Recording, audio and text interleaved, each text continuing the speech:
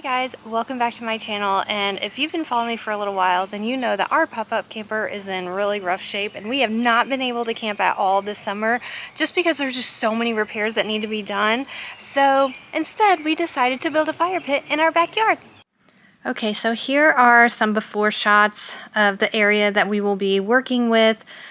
I've got a large space shaded under a tree, but this is how the fire pit looks now. There's old bricks and sticks from the yard, and so my first step is to go ahead and remove all of the bricks, and then I'm going to actually collect a bunch of sticks in my yard just to burn them and burn this fire pit down so then I can fill it in with dirt. And now I am actually measuring out how big this fire pit is going to be.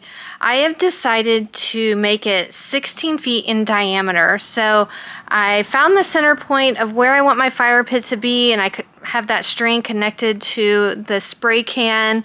And this is how it's turning out. It's going to be pretty large, but this is what I wanted, so it'll accommodate all of my ideas here. So now I'm going around and just cutting the grass to be removed.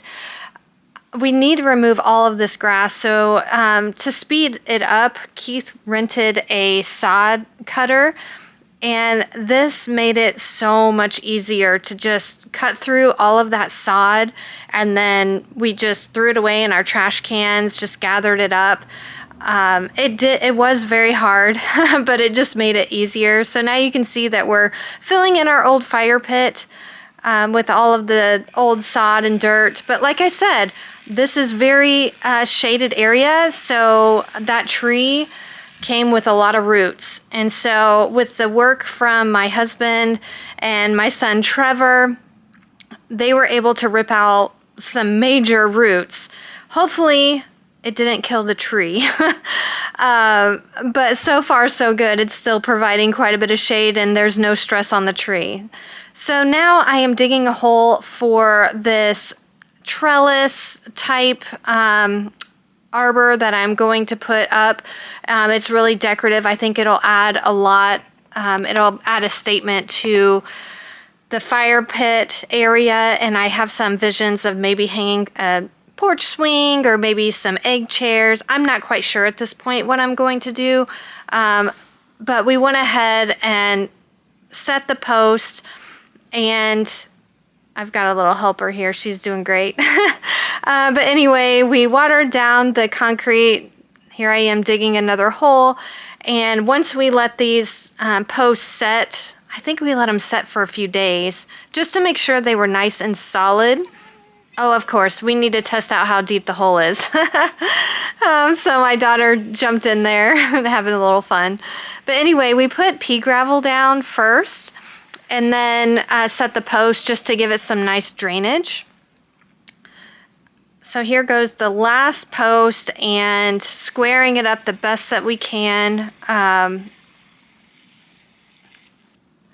then here I just want to apologize. From here on out, I somehow was recording in slow motion. And so I'm trying to speed up all these shots, and not too much, but enough to where you could see what we did. But right now my husband is cutting down the top trellis part. I believe it's an 8 by 12. I'm not exactly sure. I don't remember the complete dimensions that we got. But anyway, I wanted to have the ends cut at a diagonal and then kind of a sharp cut at the end, like to make sure that it gave it that nice trellis look.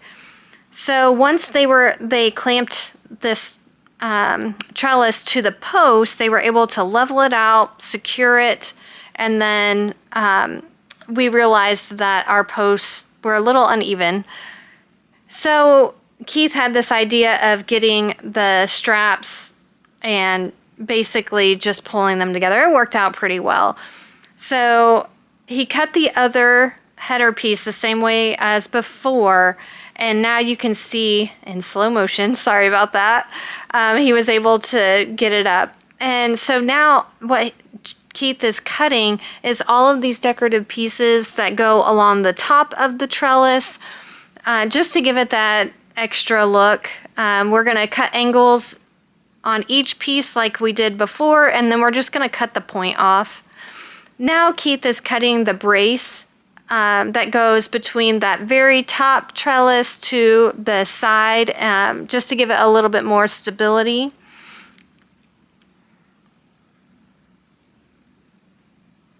And of course, I had to kind of pry the two boards away so that piece could fit in between. It just was too tight there.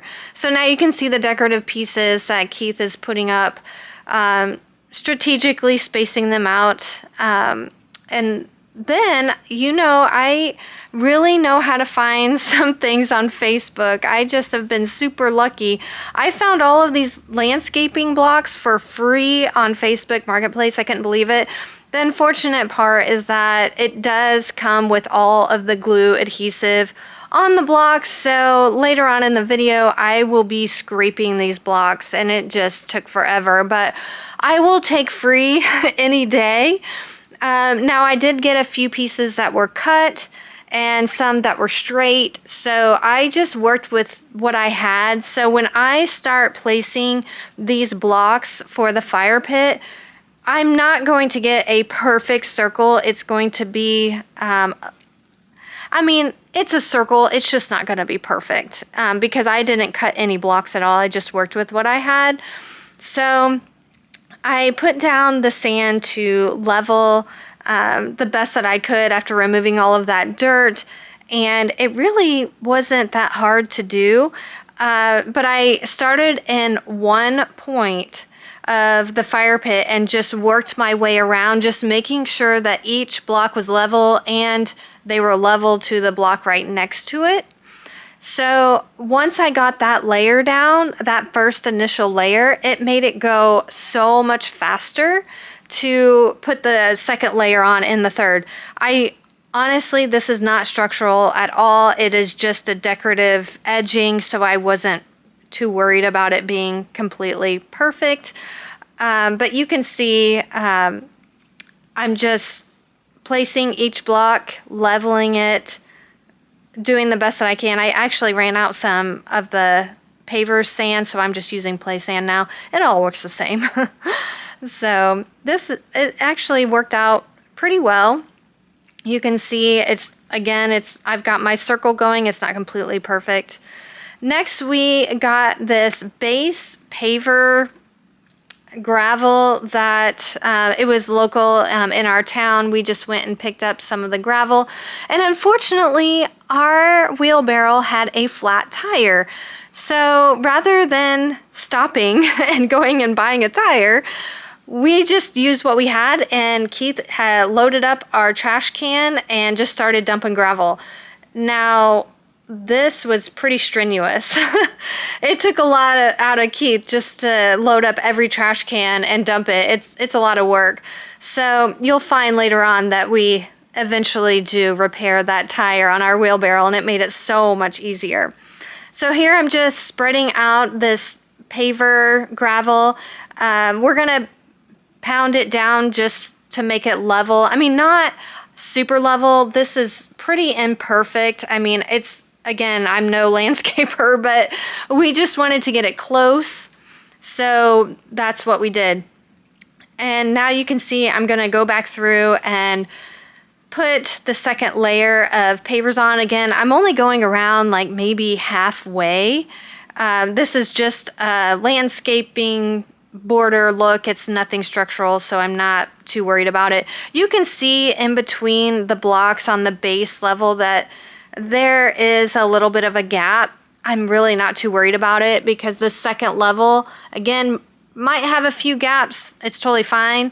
But on a whim, towards the end of this project, I decided to build a little bench, so you'll see that a little bit later.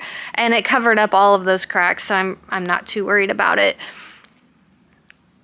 But actually, it went pretty fast at this point to add that extra layer. And I did try a little bit harder. Yeah, here I am scraping off all that glue. Man, that took forever.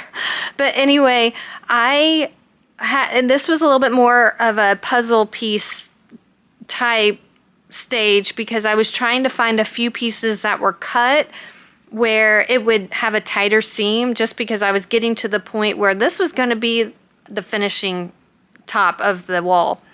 So then we took a break and went back to the gravel landscaping place, and we picked out this pea gravel, and I really liked it with, oh, look at that. We got that wheel fixed finally, and now things are really going to speed along. So see how much easier and how much more of a load Keith has. Anyway, I really like this pea gravel with the base gravel. I did not want this to be completely just the pea gravel. I wanted it mixed in.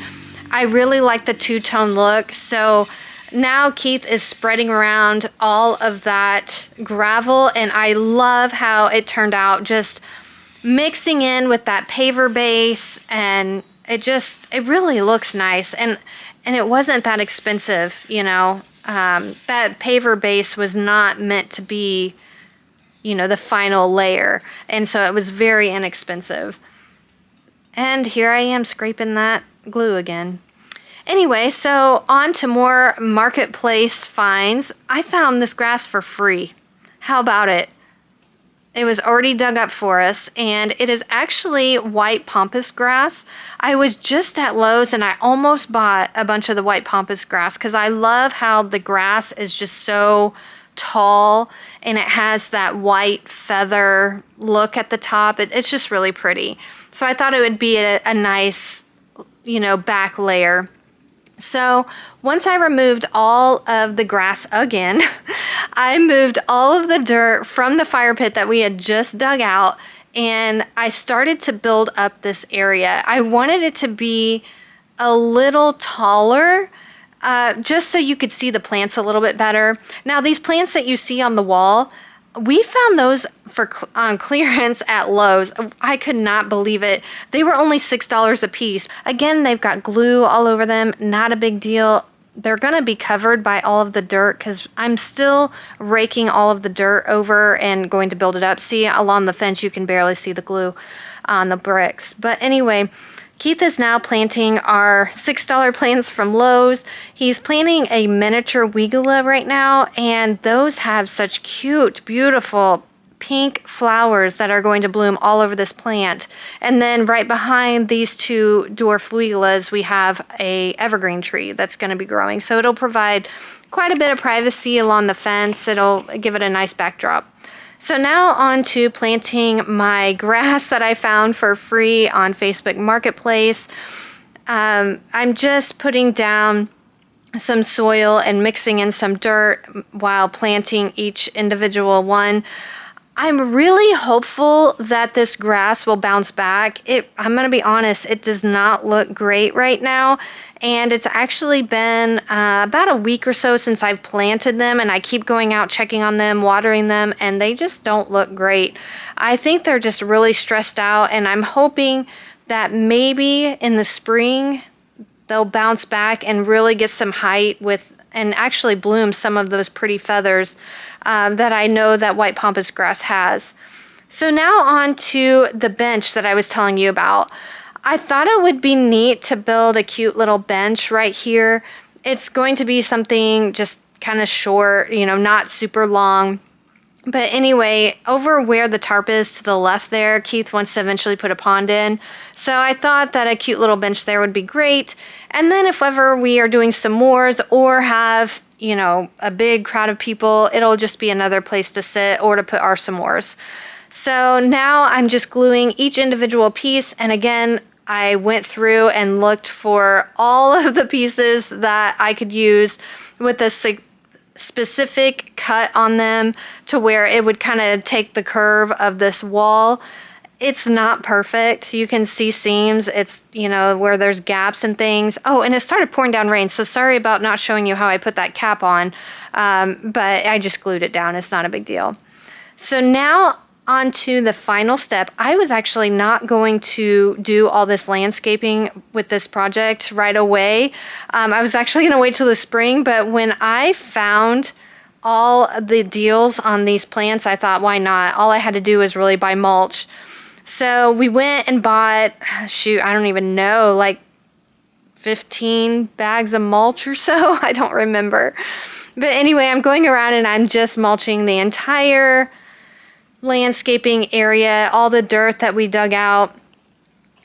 And it's really coming together. Now, eventually, I think I want to plant some miniature, like the knockout roses in front of all this pampas grass.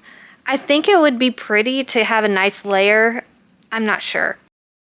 So here is the final reveal of part 1 of our fire pit. Yes, it looks really big. I know it's huge, but it is exactly what I wanted. I think it turned out fantastic. My next video for part 2 is going to include a smokeless fire pit. It's something that I've always wanted to try, and I think it would make our fire pit a little bit more enjoyable. I am thinking about building a swing for our little arbor that we built, so stay tuned for that, probably part 3. But let me know in the comments what you think of our fire pit. What would you have done differently? Any tips I would be open to. Thank you again for watching, and I hope that you decide to subscribe and like the video.